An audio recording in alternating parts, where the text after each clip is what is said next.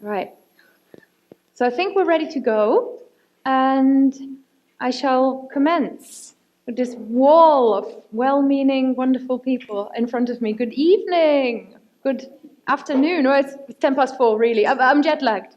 So, bonsoir, noswaita, guten Abend. My name is Kerstin, and I'm going to talk about language learning as a habit. We've already heard so much kind of hard work, so hopefully this is going to be a chilled out presentation. I've got a Lindsay. There's going to be a bit of personality quizzes because I love a personality quiz. So really, by the end of this, you'll have a new personality quiz that you can do, and it'll be fun. Yeah, I know. Okay, so not quite so serious. I'm not going to tell you like how to learn all the vocab in the world or how to I don't know, like speaking first, speak yesterday technique or something. It's just, this is more about, oh, you'll see what it's about. Okay. So, my name is Kerstin. That's a really old picture of me. I am originally from Germany, and I have lived in England for 14 years, and I'm one of those people who really enjoyed languages in school and just loved all my lessons. And they say language lessons in school are made for extroverts. I'm really extroverted. I loved it. It was great. So I speak English and French and a bit of Welsh, and I have realized this weekend that people love podcasts, and nobody is subscribed to my podcast, and I keep telling people to, so I'm just going to abuse where I'm standing and say, I got a podcast. It's called the Creative Language Learning Podcast. It's really fun, and if you subscribe to it on my website, you get a free podcast. So, you should subscribe. That's enough about me. Okay, now, for a second, let's imagine we're not all crazy language nerds. Or think about your friends who are not crazy language nerds. So they're not, maybe, I don't know, unless you literally have like the polyglot friend circle. A lot of our friends are not into languages in the same way that we are. So outside of this room, and I don't mean like in the hall where people do teach yourself, I really mean outside of this building this weekend, there are a lot of misconceptions and weird thoughts about language learning. And a lot of, at least I used to tutor German for many, many years.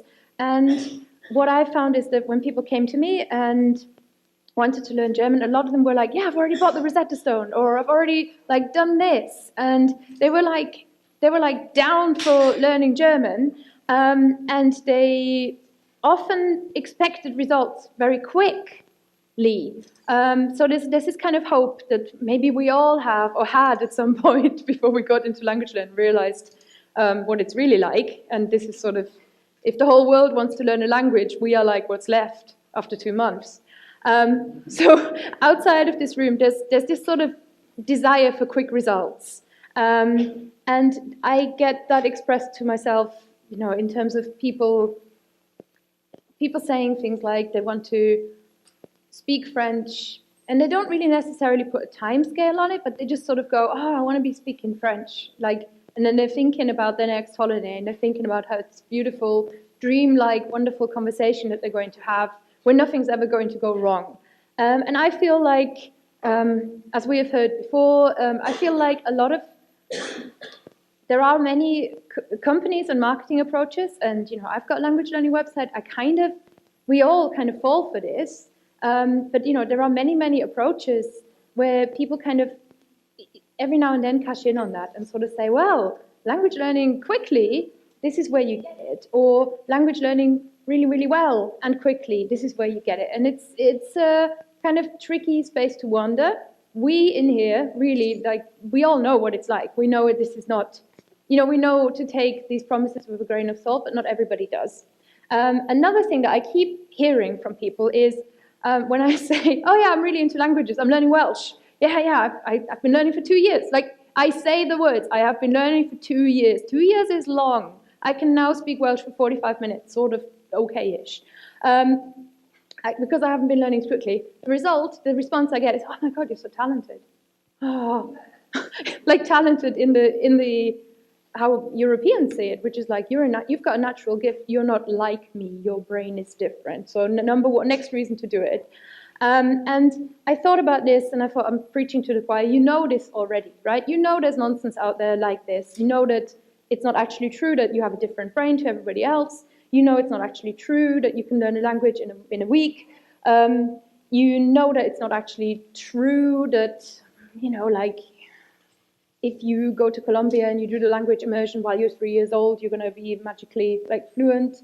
Let's not talk about Bella. That was but you know it's a lot of work.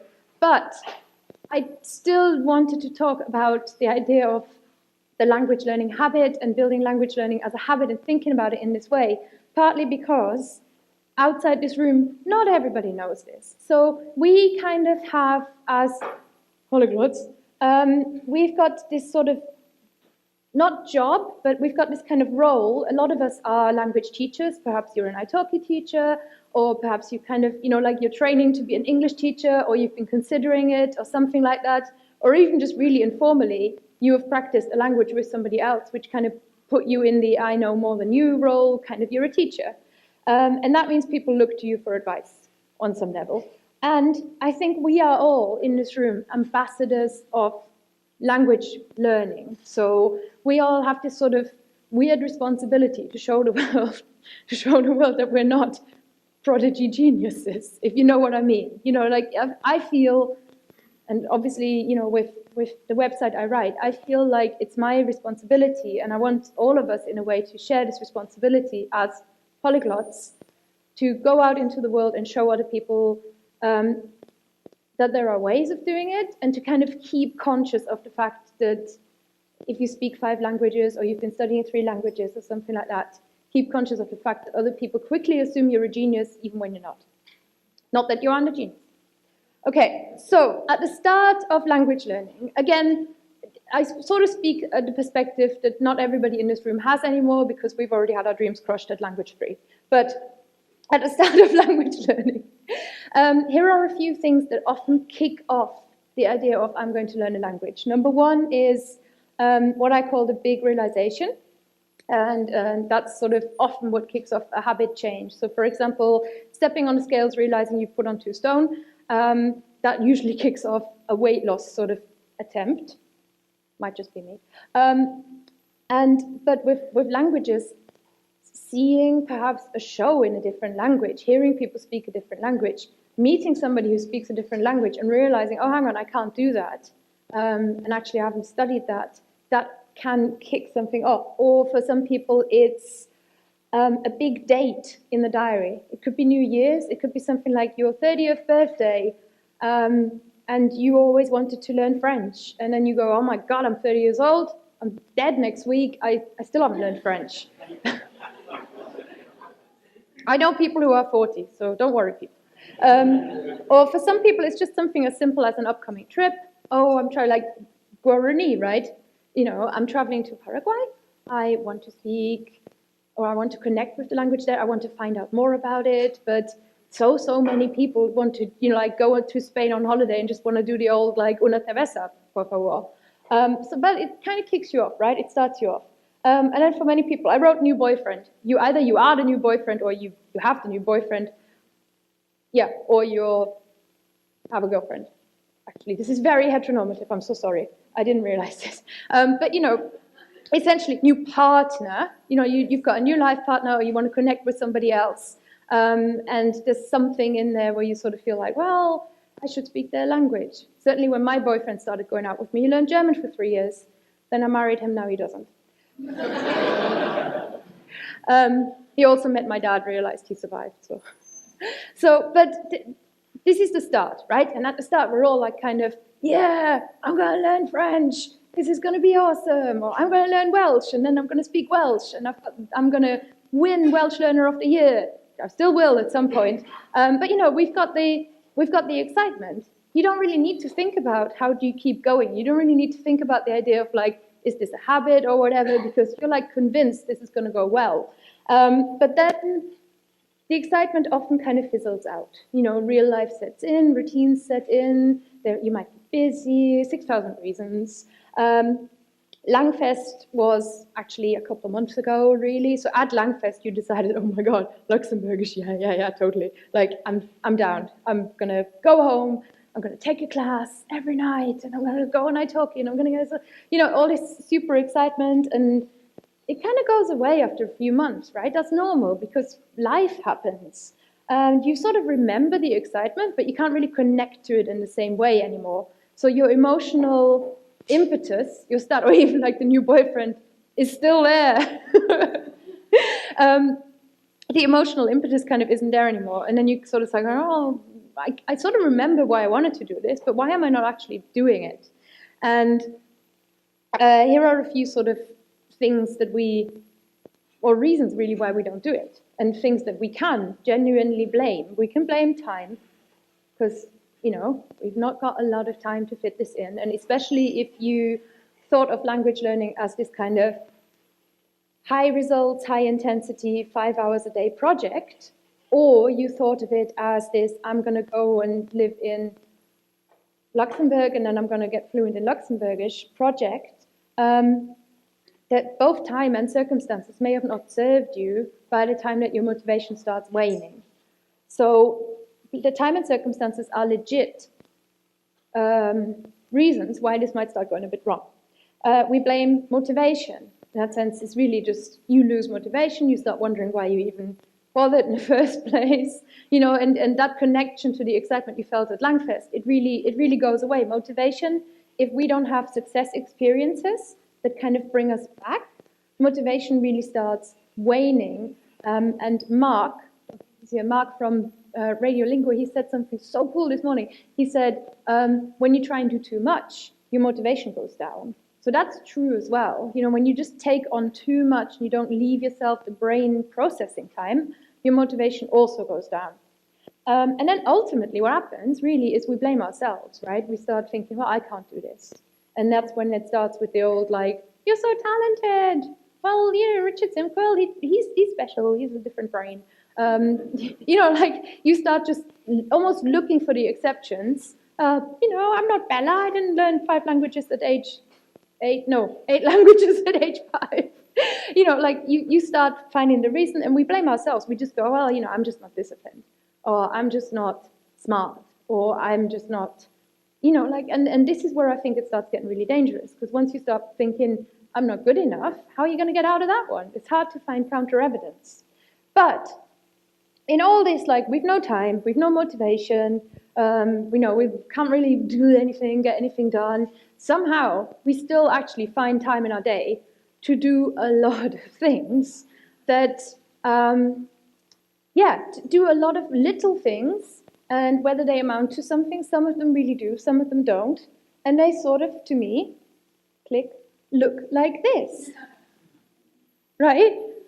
If you've got no time at all, if you're a smoker, you're still going to find time to light a cigarette. You're still going to find time to go outside and have like 5 minutes, chill out, and actually you kind of, you enjoy it. There is so much like good stuff there to make you do something that's very dangerous. Don't smoke. But same thing with running. Even if you're a very, very busy person, but if you feel that, or even if you just, if you're just a person who runs, you're going to go out for a run. If you are in Montreal here this weekend, and perhaps you're out of your normal routine, but your normal routine includes running, you may have well packed your running shoes, packed your stuff, and already gone like round the block, or on the treadmill in your hotel or something like that. It's just something that you do. Or eating crisps, or chips, whatever they're called here. It's just something, if you sit down every Wednesday night and you watch Game of Twin Peaks or whatever, and you eat crisps, and that is your little ritual thing that you've got going, you kind of just do that, right? And okay, who's been on Facebook today? Yeah, So did anybody make up their mind to go on Facebook before they went on Facebook, or did we just kind of, it's just there, right? And then the same thing with mobile phone photography. Like, who has seen something really beautiful, and like perhaps this week, perhaps you saw like one of the talks and you thought, I want to capture this memory. And without thinking, you just whipped out your phone and you just took a picture of it. I certainly have today, definitely. I got up this morning to watch the sunset. This is not related, but I don't get up early in the morning, so I'm just in the sunrise. Yeah, that thing. Yeah. There's a reason she has a mic. I don't even know what that is. When the sun does the setting, otherwise round. But and I took pictures of it. So all these things, we don't really think of them, ever, but we do them all the time, and they're not our job, they're not our home life. Like, my husband's never asked me to go on Facebook, I think, but I do it a lot. So they are all habits. Be they good, be they bad, they're just habits. You know, there's no judgment in these. And language learning, could it become a habit? Or really, should it be a habit? And I'm kind of here to make the case today to sort of think of language learning as a habit as opposed to a project. A project, to me, when you start it, is kind of about, here is what I'm going to achieve, here is the result, and this is what I'm going to do. And then perhaps you've got a plan and it's what you're going to do, but there's a clear end date. With a project, you kind of know when you're done. I have project managed, I know about creep, but you know what I mean. Ultimately, you sort of know that you want to be done at some point. Whereas language learning, if you think of something as a habit is slightly different than a project, because when you start it, you don't really think, well, I'm going to, achieve this. You just start thinking about the kind of person that you want to become, the kind of identity that you want to have, and the sort of thing that makes you want to do stuff.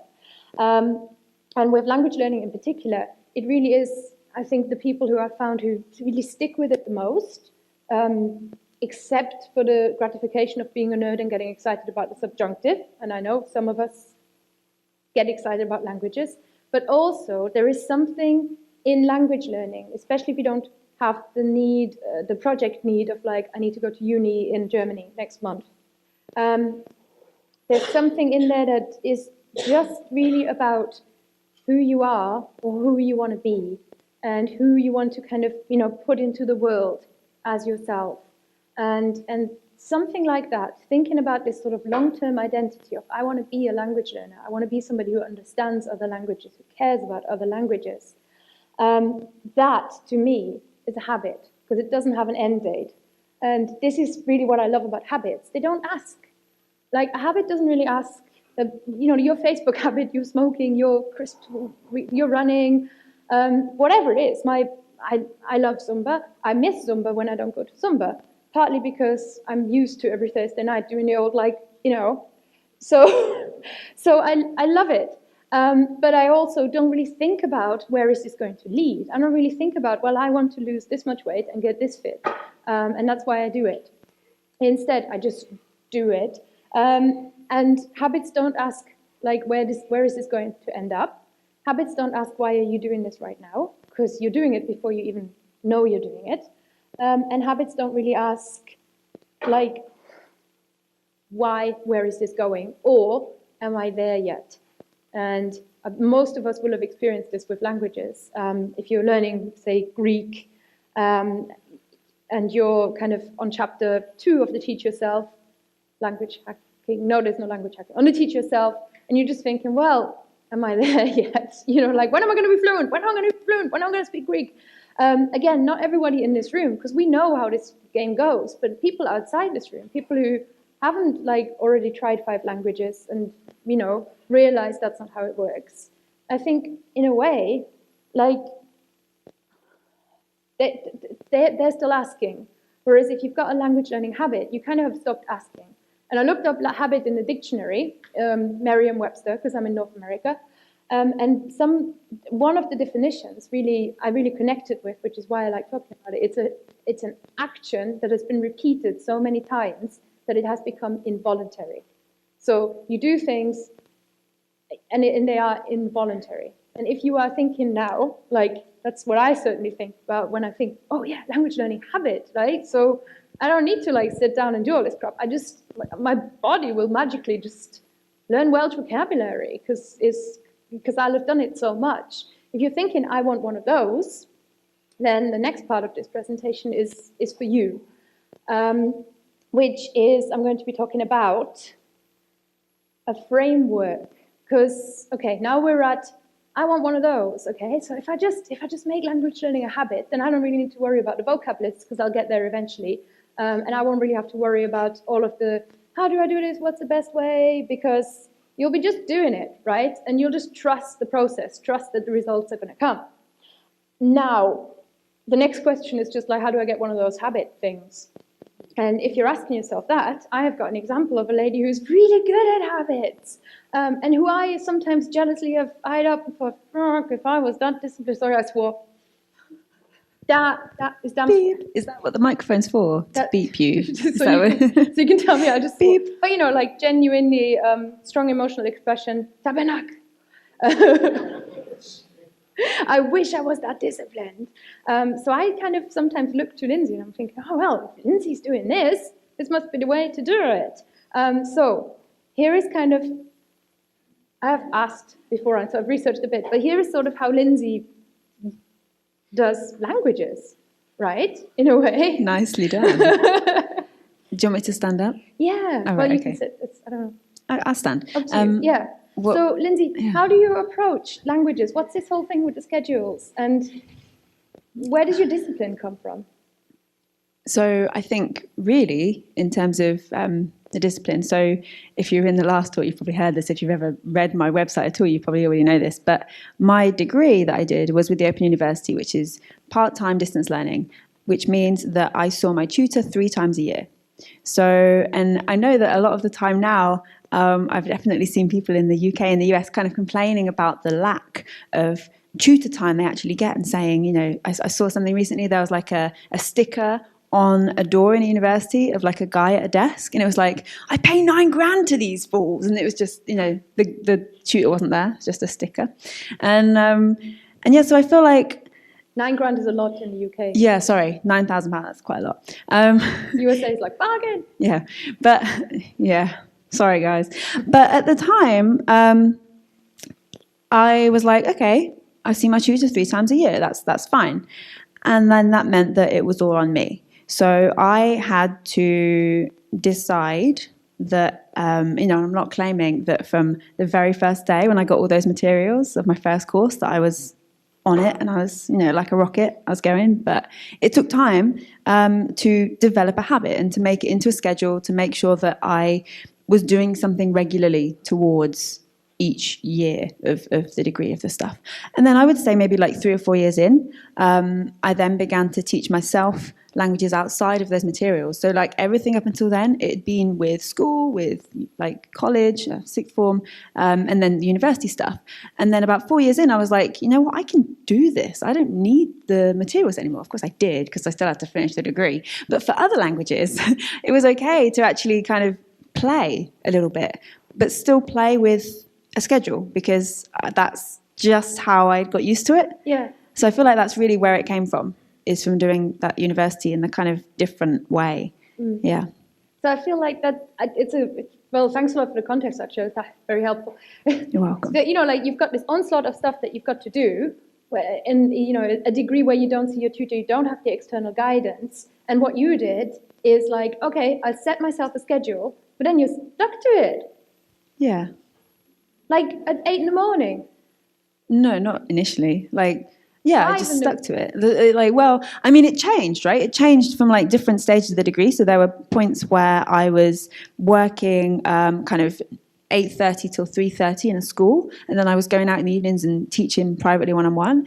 So my week time was stuffed. There's no way I'm going to then get up early or stay up late to do the studies. So at those moments, those years of the degree, I was spending like a whole day on the weekend just studying. Mm. And it was just like time blocked in my head of like, okay, well, that's what's happening on that day, and then there were other times when like kind of later on when I moved and I was doing more sort of Lindsay Does Languages stuff, so I was more in control of my time.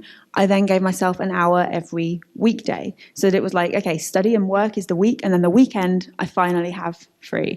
I just kind of adapted it to my life, and then it just happened. A whole hour every weekday. So I'm just going to kind of put that there. Okay. Because I'm already going like, an hour? What? Why do you need an hour? What if it's shorter? What if it's longer? But so, like Lindsay just goes like, okay, an hour, that's going to fit it. That's the box I have. That fits into my schedule. And the other thing that you do, and I'll come back to it later, is this goals-based thinking. So like you think, where am I going to go? Where do I need to be? And then you work backwards. Yeah, but there has to be goals along the way. Yeah, no. Yeah, there has to be goals along the way though. Like if it's just like, okay, well, I'm going to learn X language to X level. Yeah. That's not enough. It has to be, okay, well, what do I want to do this week? Or this, even, you know, bring it even smaller, like what do I want to do after this hour or this study session or whatever, you know, just so that there's something to constantly aim for, not just like this long end goal. But yeah, very much, if I don't have goals, then I just feel like I'm wasting my time and kind of not doing anything productive, even if I'm actively learning a language. Yeah.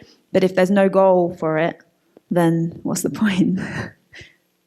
Okay. Which is different to you, I think. It is, Okay. right? So this is kind of, I really resist that hour because it's so arbitrary, right? I'm literally like, well, what if I just have 45 minutes in one day? And what if I just, oh my God, what if I want to say something about, and it's only a 27-minute, and then I'll feel like I've done enough, and that's fine, and then why do I need the hour? And I start really straining against even that idea of the hour. And also, I strain against the idea of the goal, because I'm kind of like, but if I'm doing something, it's going to lead somewhere, because I already decided it's going to lead somewhere. And that's that kind of different way of thinking. I used to, at least, think this is the way to do it, right? I think productivity sort of is usually, productivity systems are often set up by really organized people, because they're really organized. And they often kind of set up this structure for you. And then every time I come to it, I start questioning the structure and looking for something else. And we've often had this conversation where you're like, oh yeah, you just need to do this thing. And I start going, if everybody's doing it, it must be a reason why like it's rubbish. And it's so I often strain against something that is best practice. I automatically start looking for, I don't know why. It's not like, I used to think I'm crazy contrary. However, there is an author, you may sit down. Thank you. I shall go I'll sit down now. You don't have to. It's all right.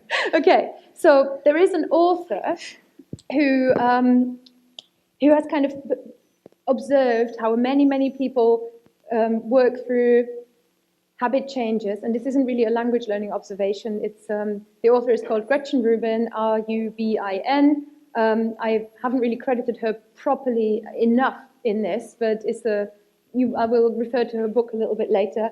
And it was actually Lindsay who introduced me to her podcast, and then I went, oh my God, this makes so much sense. So the way she has observed how people respond to what she calls expectations in the sense of, I might do this every day, or somebody else wants me to do this every day. So there's an inner and an outer expectation. There's really interesting observations, and to me they make a lot of sense. So not saying they're gospel, but I wanted to share them with you because this might help, and this might help us think about how other people are when we are sharing the joy and magical gift of language learning with them. And I mean magical gift like our brain gift, right? So I'm going to go and point at it over here, and you can look up there. What you saw, so Lindsay is the lovely teal color in this. Lindsay's way of going about language learning, or going about anything really. It's not a language learning thing. Like, you've got other habits. Yeah, absolutely. And I think that's also part of it, you know, like it goes beyond, it's not just, which is why I do it, because it's other stuff. It's the same, done in the same way in my head. Yeah. You know? So you know when you're running. Yeah. Yeah. Yeah. I run after work, and I run before, you know. And you know what time you get up in the morning. Yeah. Yeah, no, I don't. I get up when I'm awake, unless there's a reason, right? So how this whole thing kind of, how we, I think, compare, and she still has the mic so she can heckle if I'm completely wrong, is that for Lindsay, like, it's really that idea of like the goal, and then you work backwards from the goal, and the goal becomes the routine. Whereas for me, it's not really about the goal. It's all about like, well, what's my intention? I want to be a language learning person, so I'm going to learn languages because I enjoy it. I've already affirmed to myself why I'm doing this. Why would I think about where it's going? I come at it from such a different angle, yet we still ultimately do the same thing, right? Yeah. We learn languages, and then we talk them and stuff. Like all of us in here. Same with the structure. For Lindsay, it's like diary-led. You've got your time, the idea of the time blocks. Whereas to me, the idea of the time blocks makes me crazy. I don't know, but I really like being resource-led with a resource that I trust. So for learning Welsh, which has been my main language to learn for 2 years, I've got certain courses that I follow, and I literally just go like, oh, well, the next step is clear. I'm just going to do the next bit in this course. I'm going to do the next bit in this course. And if I want to get a bit more speaking practice, I need to do this thing. So I always just think about like, what do I need? and I let my resource lead me. For accountability, I really don't care who sees if I'm learning Welsh or something like that. I really don't. It doesn't, like my accountability, I haven't promised anybody else I will do this. I don't feel held to anybody else. Even if I say I'm going to do Welsh for half an hour every day and next week, and somebody holds me to it, if I don't really buy into that holding, it doesn't really work. Whereas for you, it's just like the accountability is part of the routine. It kind of, yeah, if I tell someone that I'm going to learn language X, then the routine has to happen, because otherwise I won't learn language X. And then it'll be like, oh, well, I didn't do that thing I said I was going to do. Yeah. Yeah. And then ultimately the mindset, and by mindset I really mean like how we think about when a mistake happens, how we think about when times get busy, how we deal with obstacles, and how we generally think about our successes. The mindset that I've observed in Lindsay, and we've done the podcast together, previously mentioned podcast, for a long, long time. So I've had the privilege of, observing and conversing with you about languages for a long time. And one thing I really noticed is like Lindsay does mistake goals because she's realized mistakes are beneficial. So the way to engage with mistakes is I'm going to set a goal, right? And then I'm going to reach that goal. Whereas to me, it's like, well, mistakes will happen. I don't really think about it. I don't even need to, I don't know. It strikes me as so arbitrary. I think either way, as long as you within your mindset you're accepting mistakes, then I don't think it matters. You know what I mean? Exactly. Yeah. So ultimately, the idea of having a goal, having a structure, having accountability, and being aware of having some kind of mindset that helps you react to what's happening is just, we've got the same purpose in there. We've got the same structure in there. We go about things differently, but ultimately the way that we maintain habits between us as people are like entirely the same. And I think that's really, really interesting. So here is the Gretchen Rubin 4 Tendencies framework. And I'm going to give you points for working out which tendency Lindsay would fall into, which tendency I would fall into. We've got this idea of the inner and the outer expectation. So the outer expectation is every time there is an external level of accountability.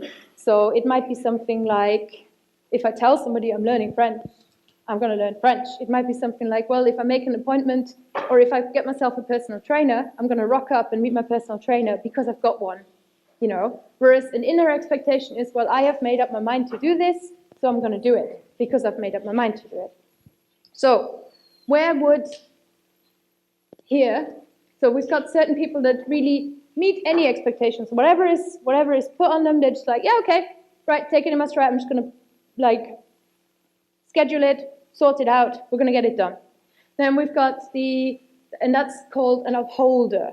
I didn't name these, Gretchen Rubin did, but then there is the obliger, which is somebody who can meet pretty much any outer expectation. So if you're an obliger, somebody will, you get yourself a personal trainer or you get yourself a class, you know that there's people waiting for you at the class, you're always going to be there.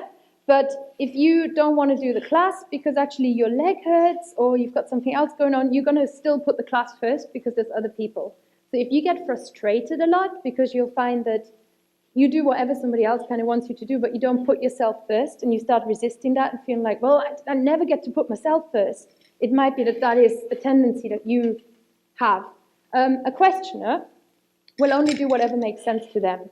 So every outer expectation, everything that somebody puts on you, will have to become an inner expectation. You're only going to do it if it makes sense. So if somebody goes, yeah, well, do you want to go to a Christmas party? You're just like, oh, it's Christmas, so fine. But do you want to dress up as Santa?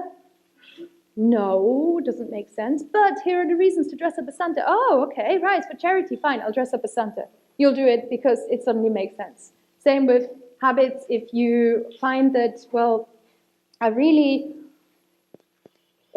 in an English course, I want to go to university, you're not going to do all of your homework because your teacher wants you to do it, but you might do it because it makes sense because you want to get to university and you want to get IELTS 8. So in that sense, that is the questioner tendency. And then the final one is the rebel, who really can't make themselves do anything, resists any kind of expectation, and will often feel like, well, just don't tell me what to do. I can't tell me what to do, whatever, I'm just going to do whatever I want, which sometimes is nothing, sometimes is exactly the goal that you want to achieve. So, where would you see a Lindsay, Exhibit A? Anybody still awake? That's right, yeah, I think pretty much classic. Yes, correct. She has done a quiz, there's a quiz. I did the quiz, but I forgot. Shannon confirmed it for me. Thank you, Shannon. Yeah, that's right. A lot of that is the scheduling, the kind of, and the being able to just be what we often think of as like disciplined and have all this willpower. That's classic upholder, I think. Okay, so where do I fall? Yeah, yeah, I'm very questioner, in the sense that I really strain when something doesn't make sense and I feel like somebody's put something in front of me for no reason. But as soon as they've explained it to me, and I've had people tell me like, oh my God, colloquial courses, they're like the best thing ever. And I'm like, what, why? What's good about them? And I came across very contrary. And then the more they explained it, they explained their excitement, they were telling me about colloquial, and I'm like, oh, it sounds really good. Yeah, no, it sounds great, I'll try it out. And they were like, but 2 minutes ago, you hated it. And I'm like, no, it's just, it didn't make sense yet. So, and this can be really knackering, it can be really exhausting to just like have to always, you know, I find it really hard to take something at face value. It took me 3 years to buy a car, because there might be a better one out there. So, I'm just gonna quickly give you the exhibits C and 3. So my friend Marie, she is not a language learner. She's a total rebel. So every time I've kind of tried like, let's learn Spanish, yeah. Yeah, no, because that's not what Marie does. But what Marie does do really, really well is, and you know, she never turns up anywhere at the time that you want her to be there, unless she's decided she's going to be there, and then she'll probably be 2 minutes early to make you feel bad. She never really does a lot of household chores, but then once a month will decide that she is like the clean queen and will completely make her house look amazing, but then just goes, yeah, whatever. You know, and doesn't really think about it. So there's no schedule in this. If you put an hour a day, or if you put 10 minutes a day of cleaning on Marie, Marie is gonna pretty much you.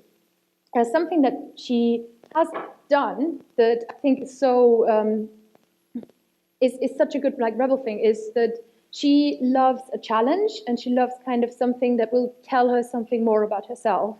So for weight loss, the way to lose weight that made sense to Marie was to go on a diet called the Cambridge diet. Have you ever heard of this? It's basically like you don't eat. You don't get any food. You just get like nutritionally prepared nutrition shakes or something like that. But for her, it was like, okay, this is who I am. This is what I do. I'm completely doing my own thing. Completely went through with it as well, and kind of came out of it being like, okay, this made sense. Now, my other friend, and I use the word friend liberally because I met this person 2 weeks ago. I've just moved house, so I don't know anybody.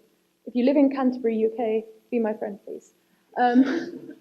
I've been talking to him about language learning. I sort of, we got into chatting, and I told him what this talk was going to be about, and he was really, really excited and told me about this app that he uses, because he does Duolingo for 10 minutes a day. Duolingo for 10 minutes a day. That's his thing.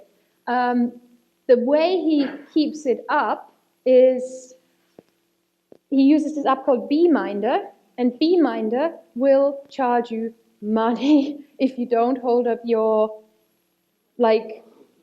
habit, pretty much. So what it does is, it links into, or it gets the data from Duolingo. So it's entirely data-driven. If you don't do your Duolingo, Duolingo's going to tell Beeminder, and Beeminder's got your account number, and there goes your money. So, but he was massively excited. He loved this thing, right? So that's the Beeminder app. And also, he was like, oh yeah, I've told this person, and I'm going to check in with them. And I said to him, so next Tuesday, we're going to speak French. And he looked so relieved. He was like, oh yeah, I'm totally going to speak French and stuff. And he came up to me Tuesday after. It's like, you said we speak French. Bonjour. Like somebody who's only done Duolingo for 2 years and hasn't spoken. Madness, but they're out there. Weird. So for Justin, it's all about telling somebody else or feeling like somebody's watching, right? And that is such an obliger, or to me at least. Like I said, I use this framework and I'll just tell you my thoughts here. But that's like the obliger tendency. But no matter which one of these you fall into, so Marie's a rebel, just in case you hadn't realized, is that I can't make her do anything. And she can't make her do anything. I've seen it. So between a Marie, a Lindsay, a Kerstin, and a Justin, who is an obliger, we're all kind of doing the same thing, and everybody's just getting their stuff done. Like Marie's getting her weight loss done, because don't tell me to learn language. Justin's got his B-minder, Lindsay's got an hour a day, and I've got Lord knows what. I just do it because it makes sense, and I've made up my mind to do it.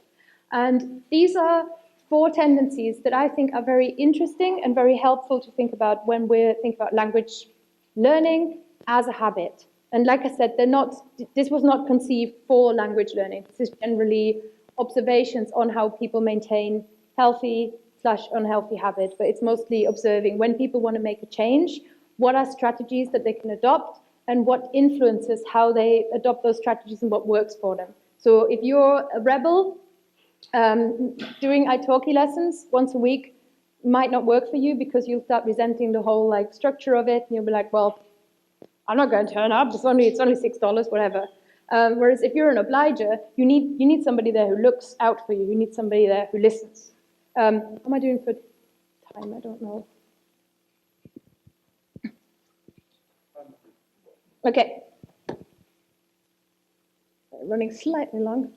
Okay, so you've got the zooming in and zooming out, which is also important for habits. So first we zoom out, and this is before our language learning is habit. You think about setting goals, reviewing your process, and that's where you sort of adopt your strategy, and that's where you do your quiz. So pretty much coming to LangFest is a zooming out time. So now would be the time to do your quizzes, and then after that, stop thinking about your goals. Stop thinking about your progress too much. It's a habit, and try and not question in between. So for me, it's really good to think, well, after 30 days, I'm just going to check where I'm at. I'm going to see what worked for me, and I'm just going to reject what didn't work. Apparently, that's a question of things, of taking things for a test drive. And if you want to try the framework out for yourself, here are a few kind of ideas and sort of tips. If you feel like you've got no clue what the hell might fit you or where you might fit in, there is, if you just Google tendencies quiz, you're going to find where you're going to find the quiz online. And I'll give you the link to something called the Better app, which is the sort of Gretchen Rubin 4 Tendencies official app as well. And there's the quiz in there. So it's good fun. It takes 5 minutes. And for me, at least, it gave me a lot of insight for like looking at other people. So I wanted to share it with you. If you are an upholder, really, who am I to tell you what's going to work for you? Because it seems like it just works, right? You just kind of do your thing. You've got your own structure, and you meet things easily. If you find that you're in a question of tendency, something that I find works for me really well is to think about most new things that I try out as temporary. I told my husband I was going to go out with him for 2 weeks to see how it goes. Went well. But, you know, like everything you sort of want to track, and you want to set yourself intermittent points in time when you check how it's going, because that satisfies your need for information and for rationale. If you're an obliger, a lot of the kind of structures that are out there, especially online but also offline, meetups, or if you're a little bit more quiet and you don't really want to be in a crowd, something like getting an exchange partner online, go in public, so like starting a blog or announcing your goal on social media may really work. And then there's the idea of the group challenges, add one challenge, etc. It's all out there. And if you're a rebel, basically most of the other strategies may not work for you. Like I said, it's just observations. But something that really might work is to think about things as challenges and try and think about badges and sort of, you know, like if you are looking for a specific badge, or you're looking for, like, you might have decided you're totally doing the U-Talk challenge because this is like, you're like the best at this, and nobody can tell you that you don't know any of the languages. So Nat was saying, well, we've designed it so that no one person can do it all, and you're just like, watch me, right? So something like that is apparently very helpful to people who have the rebel tendency, who might get frustrated with themselves, but they can't make themselves do anything. Okay, this is kind of just really more rational. I'm a questioner, right? More rationale for why habits are a good thing, and I'm going to skip over it a little bit, but just wanted to really hone in on this little and often. We've heard it from Stephen Krashen, we've heard it from Mark Pendleton, we've heard it from Alex Rawlings, now you're hearing it from me. Little and often is a better way of language learning than everything at once, and we know this already because we're in this room. Remember, when you're a language ambassador, or consider perhaps helping people who have too much of that project mindset, because projects can really fail, whereas developing a good habit that doesn't fail as easily. So it's something that we can feel slightly better about. And if you found this tendency talk very interesting, then look into it and perhaps play around with what might work for other people as well. Okay. Good book, I read it, it's called Better Than Before, and this is generally about habit change. It mentions these 4 tendencies. There is a 4 tendencies book as well, it's just in pre-order now, I think. But Better Than Before, I think, is very enjoyable because it talks about a lot of different strategies and goes beyond these tendencies, and it's really like a pick and mix shop of different strategies for habit change. There is an app as well called the Better app. This link is not an affiliate link. I don't get any money. I get a completely meaningless bronze badge or something like that if you get it through me. And a mug that they can't post me to the UK. So, but please go through me because for some reason it really motivates me, the idea that I'm going to get a little badge. I don't know why. And if you want to sort of read a little bit more deeply, Teaching and Researching Motivation is a book about motivation in language learning. It's quite researchy, but I found it quite easy to read.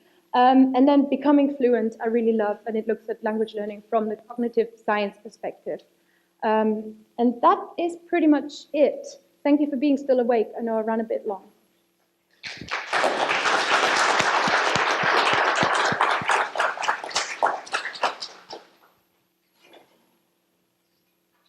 Do you have any questions beyond what's for dinner? Everybody good? Yeah. I'll give you Lindsay's mic. You've heckled enough. Yeah, no more. So first of all, I very much agree that language as a habit is the most effective way. But then I get to these 4 tendencies, and I feel like at different times in my life, and even in the same day, I'm all 4. Ah, interesting. So I guess, where do I fit in? Where do you fit in? Well, definitely would recommend you to just kind of do this quiz, which goes a little bit deeper than where you just kind of think. But one of the questions I found really interesting was what do you do when it comes to New Year's resolutions question. So when it comes to New Year's resolutions, if you feel like, well, 1st of January is just like whatever, just put it in the calendar. It's not even a calendar everybody uses, like whatever. Like, that's kind of how I feel. You know, if I want to make a Valentine's resolution, I will, sort of thing. That could well be like the question tendency. Also, if you don't take things at face value and you start just going, well, but who said that's true? I think that's very questioner. I can talk most about question because I've nodded so much when I've read about it. Okay. Whereas I know that, like, you've studied with me, if you felt like, well, there's Kerstin is there, I need to kind of turn up and perform and do some German, and it's important to me that somebody looks. Yeah, and that's when I've been the obliger. Yeah, for sure. Yeah. So how do you feel like things have changed? Apparently they can cross over a little. How have they changed? Like, for example, what doesn't happen is that you go across from one end to the other. So you wouldn't go from obliger to questioner. I may have to bring the slide up again. I think I do, because you know, sometimes it'll be somebody tells me that I've got to do this. Oh, I got to do it. Okay, no problem. Yeah. But then, you know, well, why? What are I going to do that? Yeah. I don't know. Well, maybe it already made sense to you. Like, I'm unfortunately not versed enough in this, because there isn't like any training or anything like that you can kind of deeply take to study it. I probably would, because I'm into it. But you know, like, not advanced enough to diagnose people. But it's really, but you know, just think about what works for you and perhaps look around you as well. I found it really helpful to have an example of something that I am not, right? And Okay. because I found it frustrating. I blamed myself for not having the discipline or the willpower, which are good Christian qualities, right? So I kind of blamed myself, and I thought I was defective for not being able to like set an hour a day. And I found it helpful to think differently, Okay. which is kind of where I came from, like wanting to share it. So whatever frustrates you most, that's probably like related to your tendency. All right, I'll look into that. Cool. Thank you. Got another? Please don't ask me to diagnose you, oh God. He asked you a question. Okay. Yeah, but there's a lot more information about this out there, definitely. And He asked my question already.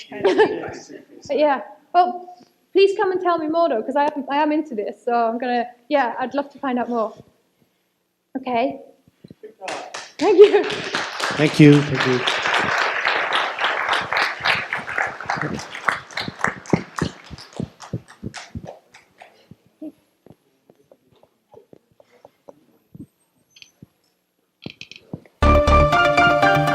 Okay, so I think we can thank Kerstin for a wonderful presentation. Thank you very much. Thank you. All right, you've already applauded 3 times. I guess there's one of us somewhere in this graph, no matter it identifies with everyone. Yeah. That's cool. Well, it's like every personality quiz, you know, it's a bit like, I don't know whether you were here in Richard's talk, but the lady, I don't know whether you were here, the lady who was like completely like asking all the star signs, you know, you can think about, and I, like I said, question it, you can think about this like star signs and think it makes no sense. Yeah. But to me, it's like, I think it's cool. Cool. So, thank you very much. Dinner now? Yeah, well, it will be soon.